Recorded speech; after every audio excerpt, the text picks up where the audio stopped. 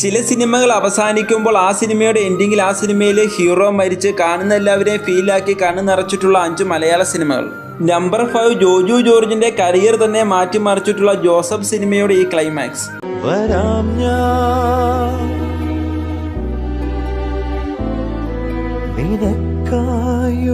നാലാം സ്ഥാനത്ത് ലാലേട്ടൻ നായകനായി എത്തിയിട്ടുള്ള കാലാപ്പാനി എന്ന സിനിമയുടെ ക്ലൈമാക്സ് ആണ്. ഈ ഒരു ക്ലൈമാക്സ് കണ്ട് ഫീൽ ആകാത്തവരായിട്ട് ആരും തന്നെ കാണില്ല.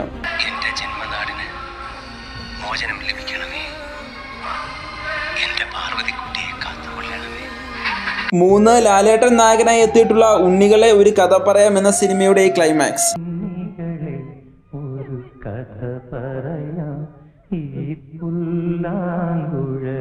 2 പൃഥ്വിരാജ് സുകുമാരൻ നായകനായി എത്തിയിട്ടുള്ള ഉർമി സിനിമയുടെ ഈ ക്ലൈമാക്സ്.